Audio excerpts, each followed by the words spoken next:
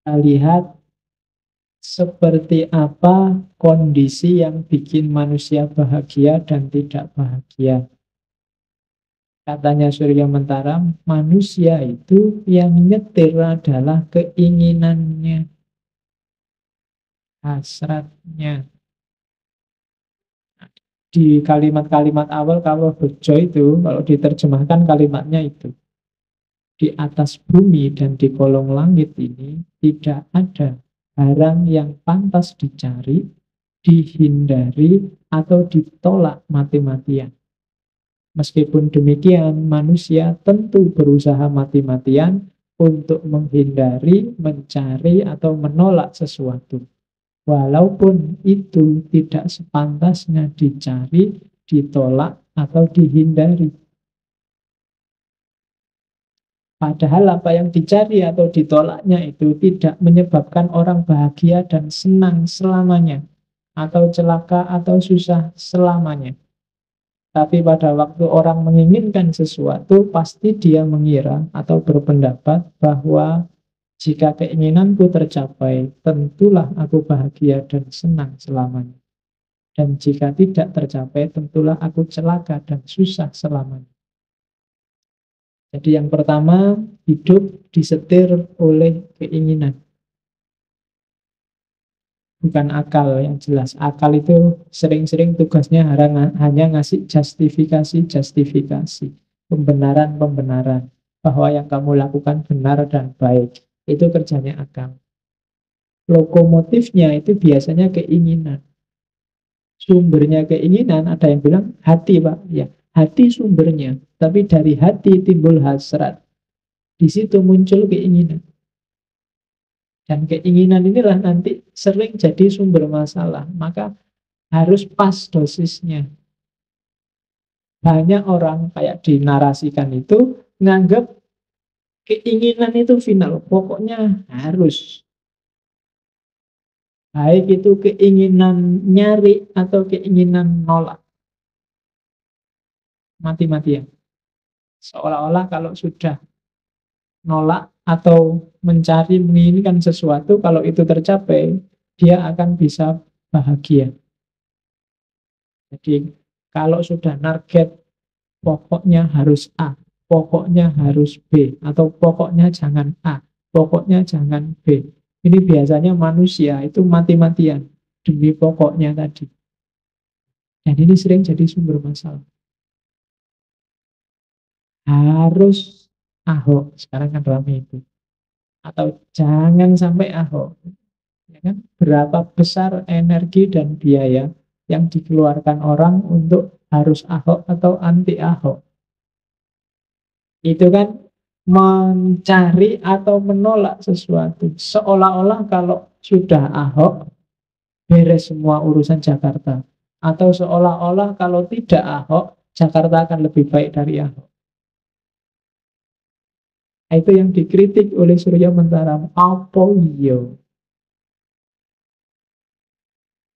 Ahok yang terbaik, Pak. Harus Ahok. Apa ya?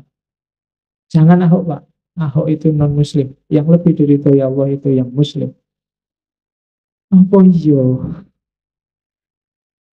Suka boleh, nggak suka boleh. Tapi di situ yang dianggap keliru adalah kalau kamu mati-matian. Seolah-olah itu final. Padahal mungkin baru perempat final atau semifinal. Jadi belum puncak. Itu belum final. Jangan-jangan masih penyisian itu. Jadi, enggak. Orang boleh ingin sesuatu atau tidak ingin sesuatu. Cuma hati-hati. Jangan dipatok terlalu mantep. Apalagi sampai mati-matian. Di situ nanti sumber PHP. Ya, PHP itu kan sumber kegalauan yang paling besar bikin kamu. Kemarin di Arpar Papa ternyata enggak. Besok yang sangat pro Ahok, tiba-tiba Ahok jadi dan ternyata banyak kasus, kamu akan galau lagi. Salah kemarin terlalu mantep. Atau sebaliknya, akhirnya yang jadi bukan Ahok dan Muslim taat tiap hari istighosah, tahlil, khataman, yasinan. Lu kan muslim yang baik gitu kan. Akhirnya nggak ngopeni Jakartanya malah rusak. Dan oh iya ya masa kemarin milih yang gini. Ya salahmu dewe, matok harga terlalu tinggi, terlalu mantep mati-matian. Suka oke, nggak suka oke, nyari boleh, nolak boleh. Cuma jangan sampai ditambah persepsi pasti kalau ini mesti benar, mesti bahagia. Pasti kalau itu mesti benar, mesti bahagia. Itu sumber masalah. Pokoknya Pak, IP harus 4. Pasti kalau IP 4 hidupku terjamin Pak. Ya kamu lulus IP 4 ya bodoh ya akhirnya ya. Daftar apa-apa ya bodoh di tesnya dan nggak lulus. Yang IP-nya 2 malah lulus. Ya, dulu saya punya temen IP-nya cuma 2,1. Pulang kampung ke Riau. Riau apa ya rumahnya saya lupa. Pokoknya daerah Sumatera dan jadi dosen. Oh, itu luar biasa. Yang IP-nya tertinggi malah tidak nyampe.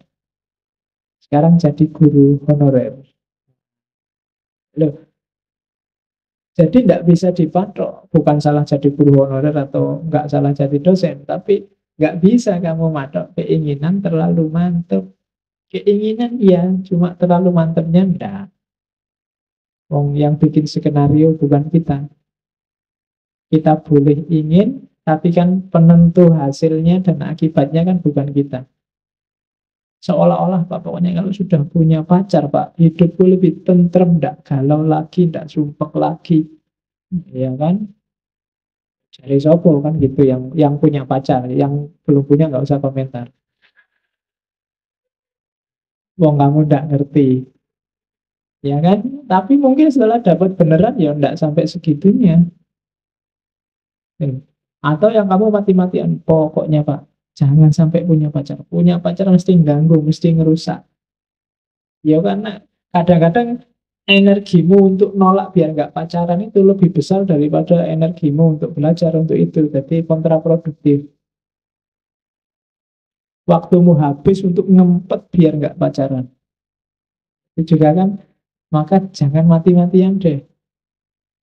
Kadang-kadang kalau belum jatuh cinta itu kamu anti pacaran nggak apa-apa, tapi kalau sudah jatuh cinta itu energinya 2 kali lipat untuk ngempet biar nggak pacaran. Jadi keinginan, hati-hati dengan keinginan. Keinginan yang terlalu kamu harga matikan itu kadang-kadang destruktif terhadap dirimu sendiri. Kadang-kadang bikin kamu jatuh, salah jalur. Kadang-kadang karena terlanjur gengsi, sudah terbukti bahwa keinginanmu itu keliru, kamu paksa di situ. Yang tadi misalnya pokoknya harus Ahok, sudah terbukti misalnya Ahok itu jeleknya banyak, atau harus tidak Ahok, harus yang Muslim, sudah terbukti bahwa calon Muslim itu tidak karu-karuan. Tapi karena sudah terlanjur kamu ngomong kemana-mana, kamu patok, dan gara-gara gengsi, kamu tetap ada di kubu ini. Dan itu yang sering jadi blunder kita. Tadi sudah terlanjur ngomong apa, sekarang kalau ditarik gengsi ya, dianggap tidak konsisten. Akhirnya kamu tetap di kubu itu padahal sudah jelas salahnya. Dan itu sumber ketidakbahagiaan. Kamu akan sumpek karena dirimu sendiri. Jadi itu teori bahagia kedua. Pertama, jadi hati-hati dengan keinginan. Orang idealis. Idealis itu orang yang punya keyakinan bahwa ada sesuatu yang harus dan pasti terjadi. Ini orang idealis. Hidupnya harus begini, harus begitu. Itu orang idealis. Nah, orang seperti ini itu bagus, tapi kadang-kadang dia jadi rentan. Ketika cocok dengan idealismenya, itu dia terus mudah dipengaruhi. Dalam rangka mewujudkan idealismenya, itu dia jadi rentan. Kadang-kadang mudah tertipu, mudah dipengaruhi. Nah, ini yang sering dimanfaatkan oleh promosi-promosi dan lain sebagainya. Misalnya kalian punya idealisme, apalah, punya tubuh yang ideal, body goal misalnya. Hari ini kan banyak istilah-istilah seperti itu, terus kamu diet lah, senam lah, dan lain sebagainya demi ini. Tidak salah, tapi kadang-kadang ada sampai tataran idealis, harus begitu, harus begini. Nah, ini kita rentan mudah dimanipulasi. Jadi mudah ditipu orang karena idealisme kita. Yang kedua, kadang-kadang para idealis ini mimpinya besar, agak jauh dari realitas. Namanya idealis, kata dasarnya ide, hidupnya di angan-angan. Nah, ini yang sering jadi masalah. Karena ya betapapun kita harus menghadapi kenyataan. Ada banyak di sekeliling kita orang-orang yang terjebak dalam idealismenya dan sulit menghadapi kenyataan hidup. Nah, kita orang seperti itu apa tidak, ya monggo teman-teman refleksi sendiri ya. Untuk mengatasi agar tidak terlalu idealis, di buku itu disarankan coba lebih sering mempertanyakan diri. Lebih sering mengambil jarak, kemudian berefleksi, apa seharusnya aku begini? Apa seharusnya dalam hidup itu seperti ini? Nah, ini bagi orang-orang yang merasa idealis. Ya sopo ngerti nanti tiba-tiba temanmu mengkritik dirimu, wah kamu itu terlalu idealis. Nah, coba kamu refleksi ya. Aku disebut idealis itu kira-kira di titik mana? Mana dari ideku atau gagasanku yang tidak membumi? Ini tipe pertama. Biasanya mahasiswa-mahasiswa banyak yang tipenya idealis. Masih pikirannya melangit. Nah, itu cirinya idealis. Ya enggak apa-apa, memang semangat muda kan begitu. Ingin mengubah dunia. Baik, yang kedua, kebalikannya idealis. Kelompok realis. Kelompok realis ini berhenti hanya pada fakta dan kenyataan. Tidak punya visi ke depan. Tidak suka hal-hal yang emosional, perubahan, pengembangan, dan lain sebagainya. Ini orang realis. Ya kalau kalian kadang-kadang kan ketika terlalu idealis, terus temenmu ngajak, mbok kita itu yang realistis. Nah, tapi kalau kebablasan realistis, kita jadi orang realis. Orang realis itu ya wis, pokoknya hidup ini lihat saja kenyataan apa adanya dan terima. Nah, orang realis ini kesulitannya, orang-orang semacam ini berhenti pada fakta, berhenti pada kenyataan. Dia tidak punya mimpi besar. Jadi hidupnya ya sudahlah, hidup mengalir sajalah, diikuti saja kenyataan hidup. Kalau kalian punya prinsip seperti ini, kemungkinan kamu termasuk kelompok realis. Diterima saja kenyataan kalau kita itu situasinya begini, kalau kita itu dari banyak sisi menyedihkan, mengenaskan. Nah, ini biasanya ciri-ciri cara berpikir seperti ini, cirinya orang realis.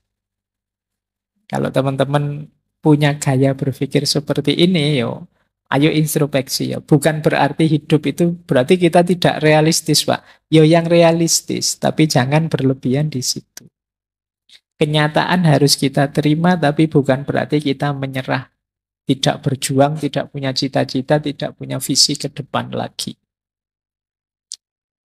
Baik, itu kebalikannya idealis. Ini orang-orang realis. Kalau di buku itu disarankan coba sekali-sekali kita bertindak sesuai mimpi kita, keinginan kita. Sekali-sekali punyalah mimpi, sekali-sekali hidupkan intuisi kita untuk bermimpi. Nah, kadang-kadang kan orang itu bermimpi saja tidak berani. Kamu kan mungkin kadang-kadang pingin ini, pingin itu, tapi kamu tepis sendiri. Ah, apa ya mungkin? Saya itu pingin kaya raya, Pak. Punya pasangan cakep, punya anak-anak yang hebat-hebat. rumahku tingkat sekian, terus wah kamu kadang-kadang, terus kamu potong sendiri, cuma mimpi. Dan kamu buang mimpi itu. Nah, mimpi saja kamu tidak berani. Wong mimpi itu gratis. Kapan lagi kamu seneng kalau tidak dalam mimpi? Ya paling tidak mimpi lah wong ya. Jangan sampai nanti ada larangan mimpi, kamu susah lagi nanti. Mumpung masih bisa bermimpi, ayo mimpilah. Mumpung bisa bahagia dalam mimpi, ya lumayan. Ada sisi bahagianya hidup kita meskipun dalam mimpi. Oke, banyak orang yang mimpi saja tidak berani. Kamu bermimpilah setinggi langit, tidak apa-apa. Tapi ketika menjalani hidup, ya pertimbangkan kenyataan juga. Biar tidak terjebak jadi orang realis atau orang idealis. Orang visioner ini orang yang hidupnya biasanya penuh energi meluap-luap, mengejar cita-citanya. Cuma kelemahannya apa? Kadang-kadang dia jadi egois. Hanya ingin menghidupkan mimpinya sendiri, visinya sendiri. Lupa bahwa di sekelilingnya orang itu ya masing-masing dengan kepentingannya sendiri. Dia tidak peduli kalau itu agak menyisihkan orang lain demi visinya bisa hidup. Visioner itu bagus. Orang selalu mencari sosok yang visioner, punya visi ke depan yang jelas. Tapi kalau tidak hati-hati, menghidupkan visi itu terjebak pada egoisme. Kalau terlalu fokus di situ. Hidup ini kompleks, hidup ini multidimensi. Kadang-kadang kita lupa, kita anggap hidup itu ya hanya tentang visi kita saja.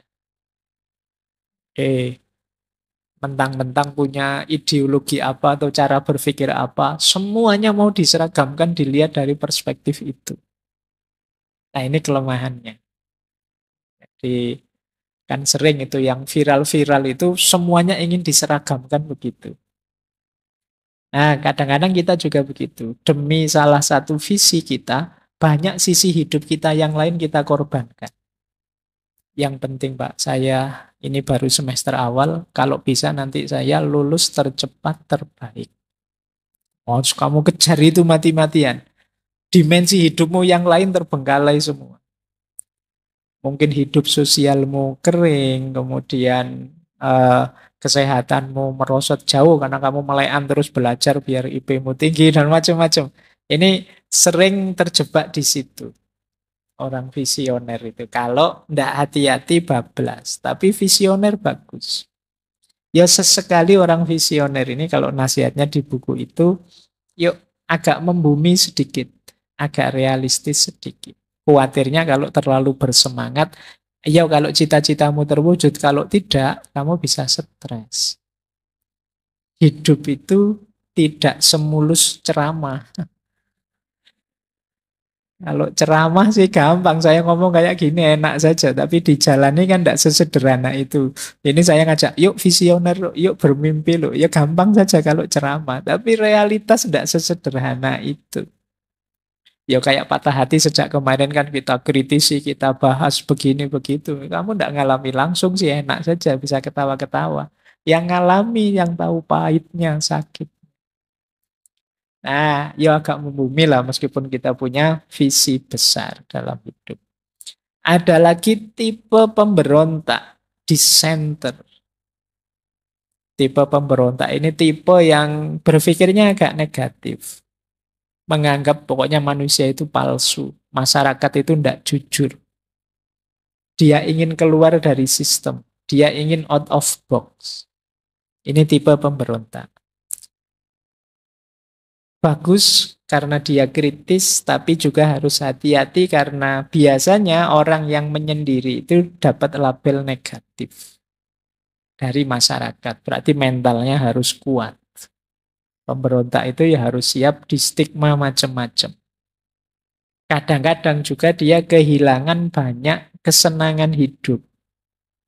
Yang lain asik-asik ngopi, sini yang jungkir balik protes lah, dilaporkan polisi lah dan lain sebagainya. Tipe dissenter memang seperti itu polanya. Ya kalau siap mental ya ayo monggo. Nah, sarannya kalau di buku itu, yuk, iya sih memang ada banyak hal tidak beres dalam hidup ini, tapi hidup ini tetap indah kok. Jangan murung terus, jangan marah terus. Tipe disenternya tipe orang-orang yang marah, tipe orang-orang yang tidak puas dengan yang terjadi di sekelilingnya. Ya sekali-sekali hidup itu ya jangan begitu terus. Ya mungkin pada saatnya di timing yang tepat kita marah, kita protes, kita komplain, tapi di saat yang lain ya kita menikmati hidup lah. Nah itu sarannya untuk yang di center. Ada lagi yang ketiga, pragmatis. Kalau pragmatis ini definisinya orang yang bisa realis, bisa idealis, tergantung tujuan. Ada yang mendefinisikan begini, kalau idealis itu menolak sisi praktis demi prinsip-prinsip. Kalau pragmatis itu menolak prinsip-prinsip demi yang praktis-praktis. Orang sering bilang orang pragmatis itu yang penting tujuannya. Dia bisa saja sangat idealis, bisa saja sangat realistis, tergantung tujuannya apa. Ini pragmatis. Sudahlah Pak, yang penting kan saya paham. Sudahlah Pak, yang penting kan saya bisa kaya. Yang penting kan mimpiku terwujud. Ini namanya pragmatis. Fokus pada hasil. Entah lewat jalan apa. Ini pragmatis. Saya materi kuliah tidak terlalu paham sih Pak, tapi gampang lah nanti saya ke rumah dosennya bawa salak 55 kilo terus sama apa. Nanti kan dosennya mesti agak kasihan, masuk nggak dilulus ke. Karena ini gaya orang pragmatis kadang-kadang. Yang penting tujuannya terpenuhi. Ya coba kita sering tidak bergaya seperti ini. Mengambil strategi hidup seperti orang pragmatis. Kadang-kadang idealis juga orang pragmatis kalau memang tujuannya seputar itu. Jadi saya itu hidup itu ingin jadi orang yang bisa menghidupkan ide-ide besar saya, Pak. Nah, ini nanti ya dia kalau tujuannya itu ya secara pragmatis dia menuju ke sana. Sulitnya orang pragmatis itu dia mudah diombang-ambingkan situasi. Orang pragmatis itu ya kekurangannya memang dia kesulitan di prinsip-prinsip hidup. Dia sering dan mudah terjebak oleh kepentingan-kepentingan hidup. Jadi tujuannya apa itu saja. Makanya hari ini ada istilah-istilah politisasi agama atau politisasi apa dan lain sebagainya. Ini sebenarnya mode hidup pragmatis. Jadi sesuatu yang dikejar hanya kepentingan kita saja. Yang penting ini, yang penting itu. Nah, kalau sering-sering pakai kalimat yang penting, titik-titik, itu kemungkinan kita orangnya pragmatis. Jadi, yang penting celananya tidak melorot, saya tadi ada. Sabuknya lupa bawa, ya pakai tali rafia saja. Ya. Nah, ini gaya pragmatis. Ya, sisi yang sangat sederhana itu. Jadi, kok lupa ya saya tidak pakai ini? Ah, sudahlah, cukup ini. Tidak ada rotan, akar pun jadi. Nah, ini gaya pragmatis. Ya, kita mungkin dalam hidup sering seperti ini. Tapi kalau keseluruhan hidup kita gayanya seperti ini, itu berarti kita orang yang pragmatis. Biasanya orang pragmatis itu tidak mau rumit-rumit. Ngapain sih dibahas rumit-rumit, susah-susah. Intinya kan nilai toh. Ya sudahlah, yang penting nilainya bagus, beres. Nah ini orangnya pragmatis. Jadi kuliah kok rajin amat kan absen itu 75%. Yang 25 kan kita bisa bolos. Santai saja lah. Ini cara berpikir yang pragmatis. Yang teorinya lagi dikenal dari Surya Mentara namanya pangawian pribadi. Di pangawian pribadi itu pelajaran tentang diri sendiri. Barang siapa mempelajari dirinya sendiri, sebenarnya dia sedang mempelajari manusia dan kemanusiaan. semuanya. Jadi nggak usah jauh-jauh belajar tentang manusia dan mencari manusia, pelajari dirimu. Kesalahannya Suryo Mentaram selama ini, dia nyari manusia keluar dari dirinya sendiri. Padahal manusia itu ada dalam dirinya sendiri. Makanya tiba-tiba tidur terus bangun. Ah, ketemu sekarang. Selama ini terlalu sibuk nyari keluar. Dianggapnya yang bikin nyaman itu sesuatu yang di luar diri.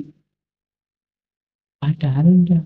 Yang bikin nyaman itu dirimu sendiri. Maka pelajarilah pangawian pribadi. Pelajarilah dirimu sendiri. Pelajarilah hakikat dirimu. Dan hiduplah, katanya Surya Mentaram, saiki engkene langine. Jadi kunci pertama pangawian pribadi itu kita harus hidup sekarang, di sini, dan begini. Sekarang berarti nggak harus galau karena masa lalu dan khawatir tentang masa depan. Engkene berarti hiduplah di sini. Kalau kamu hidup di Jogja dan pikiranmu di kampung, pasti kamu tidak bahagia. Nikmati kedisinianmu. Susah ya bahasa Indonesia kedisinian itu. Ya, pokoknya nikmati hidupmu sekarang di sini. Kadang-kadang kan kebolak-balik kita. Waktu di Jogja terbayang-bayang kampung halaman. Waktu mudik di kampung halaman, pingin cepet-cepet ning Jogja. Kapan senengnya? Hiduplah di sini sebagai di sini. Bukan hidup di sini sebagai di sana. Kalau di sana ya di sana, di sini ya di sini. Dan sekarang, ya kan? Bagi yang masih galau oleh masa lalu, nggak bisa move on, mesti nggak mungkin bahagia. Ya kan? Move on lah, nikmati masa kini. Ya, apa ya, ya Jogja sekarang banyak orang yang mengeluh Jogja sekarang tidak nyaman, tidak lagi berarti nyaman, berarti hotel sekarang di mana-mana hotel. Kan banyak yang mengeluh gitu kan, oh hotel kiri kanan hotel dan mall nggak kayak dulu lagi. Kritikmu tidak apa-apa, cuma kalau kamu merasa hanya yang kamu rindukan Jogja yang dulu, kamu nggak nyaman dengan Jogja yang sekarang, ya kamu tidak bahagia. Sambil kamu kritik, tetap kamu nikmati Jogja yang sekarang. Itu hidup saiki, ning kene. Dan ngene itu begini ngomong kondisi. Kondisinya seperti apapun diterima. Kan? Jangan sampai kamu benci lawannya menerima itu kan nggak terima. Nggak terima berarti kadang-kadang lahirnya nggak suka dan benci. Itu biasanya nggak bisa bahagia. Maka banyak teori bilang orang yang di hatinya ada kebencian nggak mungkin bahagia. Benci terhadap apapun. Kebencian berarti dia tidak menerima keadaan, nggak menerima sesuatu, nggak menerima seseorang. Ada yang dia inginkan tapi nggak terjadi. Itu berarti dia nggak setuju dengan kebeginiannya. Nah, dengan mininya nggak setuju. Harusnya ngaji itu yo pakai baju putih-putih, pakai kopiah putih, ustadznya juga ya pakai serban apa-apa gimana. Misalnya lo kan, jadi tiap kali kamu masuk ke sini kamu gelisah luar biasa. Janjane ya materi filsafat itu penting, tapi ya kok ngajinya kayak gitu ya ustadznya. Ya sudah, kamu nggak menerima kondisi kebeginian, kamu tidak akan bahagia. Kamu tertekan. Jadi terimalah kondisimu, bahagialah sesuai dengan keadaan.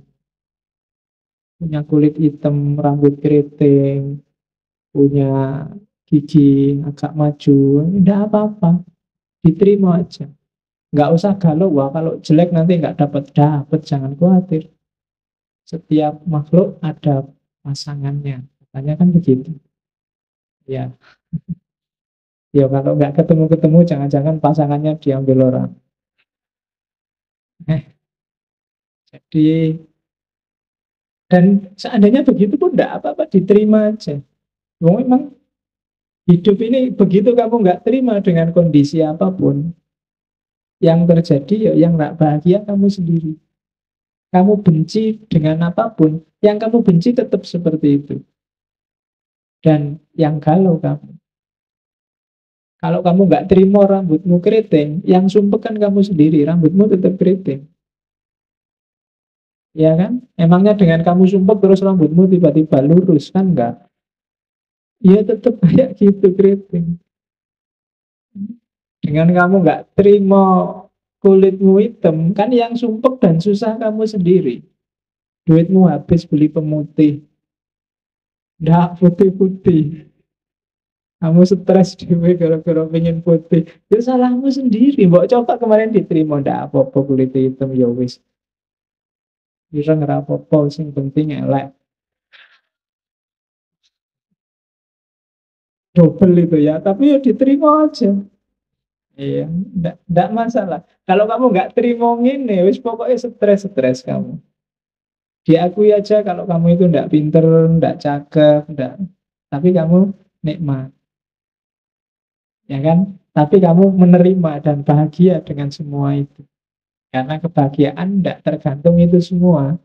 Tergantung caramu tadi memahami diri, memanage, memenuhi kepentinganmu. Itu namanya pangawian pribadi. Pahamilah dirimu.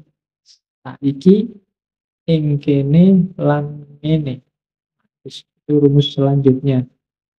Hiduplah sekarang di sini dan begini.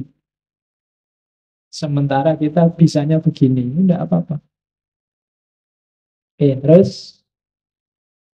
terus ada lagi tipe kuesioner. Ini para filosof banyak yang seperti ini. Tipe kuesioner itu tipe yang skeptik, selalu ragu, bertanya dan mempertanyakan. Apa-apa ingin dia tahu sampai dalam. Bagus. Khususnya untuk mahasiswa filsafat yang belajar filsafat, dalam banyak hal kita memang perlu kedalaman. Tapi yo tidak harus semuanya diperdalam, nanti kamu capek, waktumu habis. Kalau kamu diskusi filsafat terus, ngopinya kapan? Santai-santaimu kapan? Tapi memang ada orang yang tipe kuesioner ini. Apa-apa ditanyakan. Diajak ngopi pun hakikatnya kopi itu apa kira-kira. Oh, no. Jadi apa makna dari kebersamaan kita nongkrong di kafe ini? Misalnya, jadi apa-apa ingin dibahas dalam. Nah, di buku itu dijelaskan khawatirnya nanti kita melewatkan banyak hal. Kita tidak menikmati hidup. Jangan-jangan kamu asik diskusi filsafat, tidak sadar umurmu tambah. Sadar-sadar lu ternyata aku sudah jenggoten, temanku sudah punya anak semua. Aku masih sumpek dengan baca buku filsafat ini tidak selesai-selesai. Banyak hal terlewatkan dalam hidup. Jadi ayolah sadari bahwa tidak semua hal harus didalami. Banyak hal yang ya memang hanya sampai di situ maknanya. Jadi kadang-kadang kan ada orang itu berlebihan. Saya ingat ada anekdot itu. Satu ketika ada pameran lukisan. Ada lukisannya anak kecil. Gambar pemandangan tapi hanya setengah. Yang atasnya kosong, tapi bawahnya isi gambar. Dia kalau melukis selalu begitu. Itu para filosof membahasnya mendalam itu. Wah, hidup itu memang begitu, selalu kontras, selalu tidak penuh.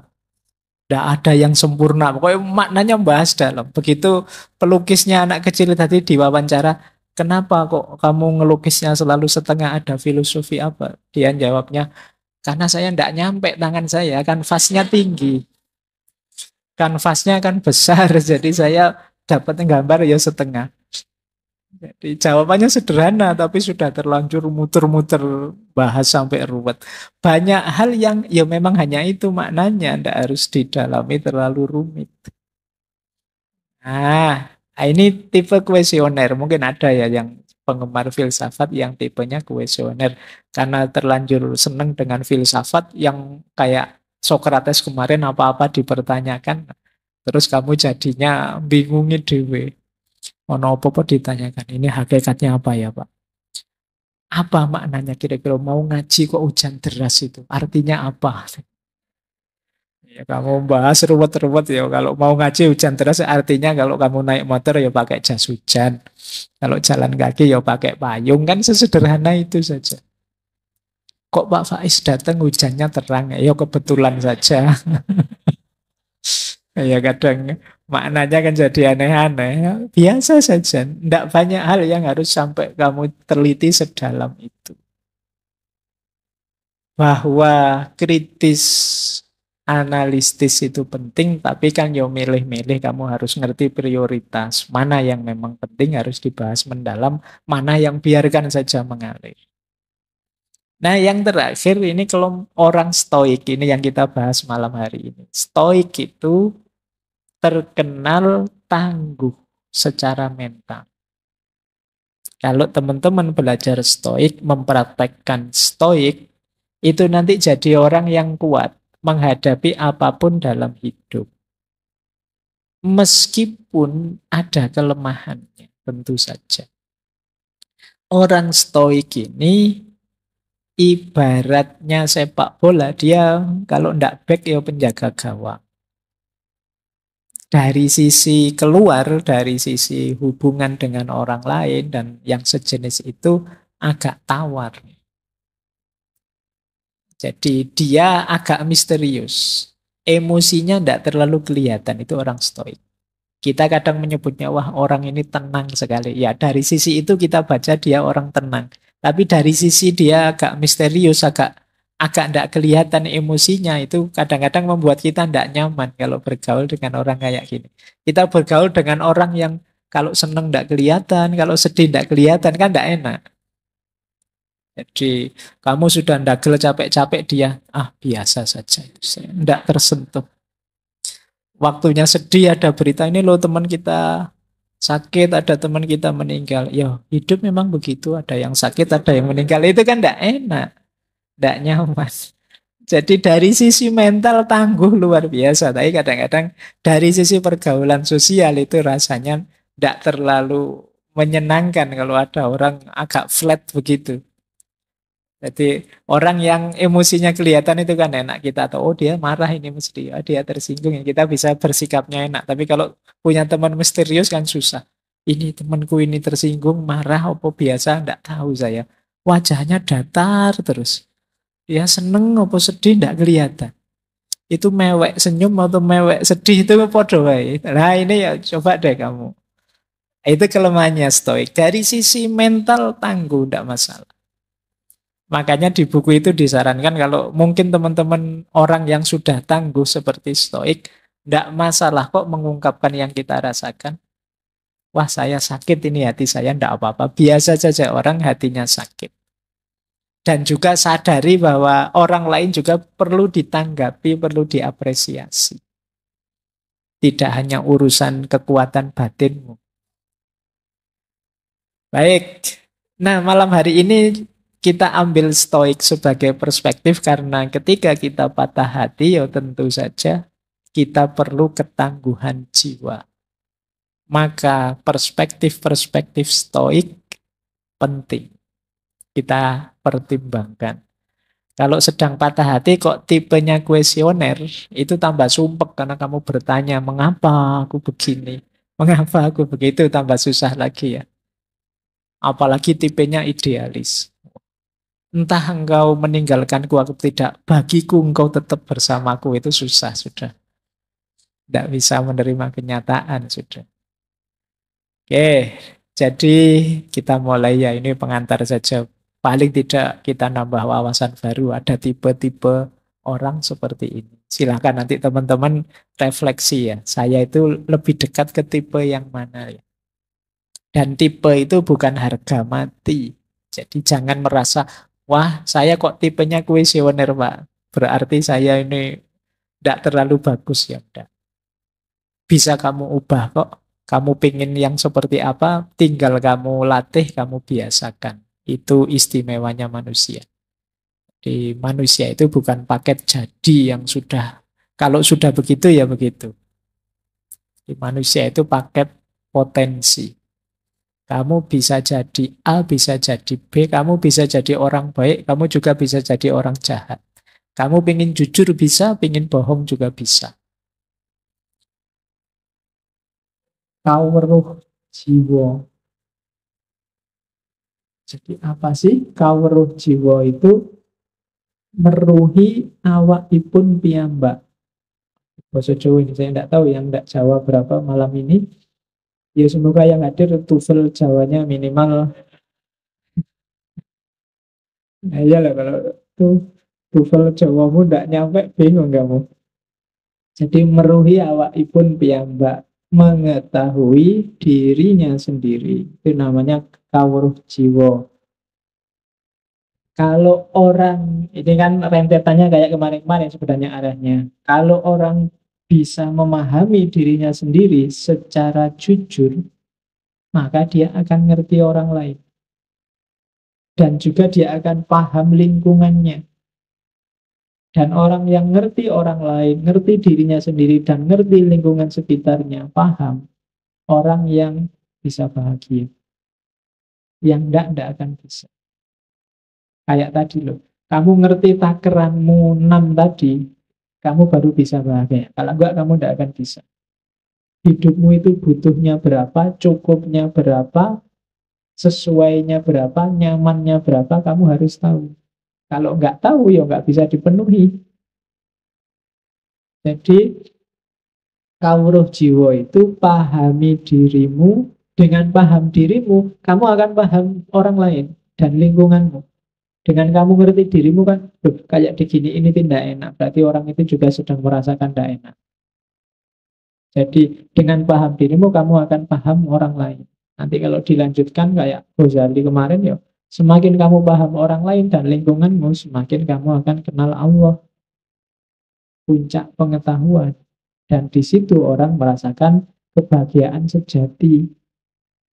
Dan kebahagiaan yang sejati itu tidak tergantung waktu, tempat, keadaan. Boten gumantung papan, wekdal lan kawontenan. Kamu kondisimu seperti apapun, kapanpun, dimanapun, bisa merasakan bahagia. Misalnya kamu dapat nilai E.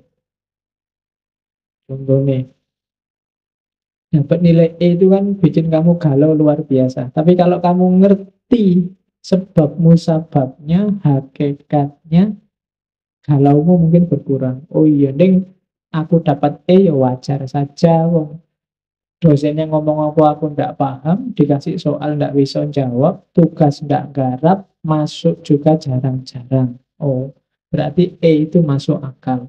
Ah, kamu kan nggak jadi galau, ya kan? Oh iya, Ding, itu berarti ya wajar dapat A. Jadi dalam kondisi apapun, kalau pengetahuanmu hadir, kebahagiaan juga bisa hadir. Maka ketahui dirimu, kawruh jiwa. Yaitu contoh fisiknya, contoh batinnya ya banyak. Pahami gerak batinmu sendiri. Kalau kamu nggak bisa menangkap, ya kamu susah. Yang bikin kamu senang itu apa sih? Ngaji ini yang bikin kamu nyaman apa? Masjidnya, kopinya, ya kan? Apa apalah, pilih salah satu yang bikin kamu nyaman. Terus materinya atau yang datang, jangan-jangan ada yang sudah mulai lirik-lirik. Nah, kawruh jiwa itu penting, makanya kamu sadari dulu dirimu. Kalau memang yang bikin kamu nyaman kopinya, nah, kan enak. Sewaktu-waktu takmirnya nggak menyediain kopi, ya kamu bawa kopi sendiri. Ya kan gitu teorinya. Jadi, kalau yang bikin nyaman materinya, ya misalnya kamu, wah ini materinya kok gitu terus, pinginnya materi ini, usul aja Pak, mau materi ini sekali-sekali. Nah, itu biar kamu nyaman. Kenapa kamu bisa usul? Karena kamu ngerti. yang kamu mau. Jadi itu kawruh jiwa. Dengan itu kamu akan bisa bahagia. Kalau yang bikin nyaman kamu kopi, terus takmirnya nggak ngasih-ngasih kopi, dan kamu diem aja nggak bawa kopi, pasti ngaji ini bikin kamu nggak nyaman. Nggak bahagia kamu ngaji karena nggak ada kopinya. Jadi teori hidup itu semacam itu, katanya Surya Mentara. Ketahui dirimu. Kawruh jiwa itu kalau pakai Socrates, ya kenali dirimu. Semakin kamu kenal dirimu, semakin kamu mungkin bahagia. Tapi semakin jauh pengenalanmu atas dirimu, semakin jauh juga dari kebahagiaan. Terus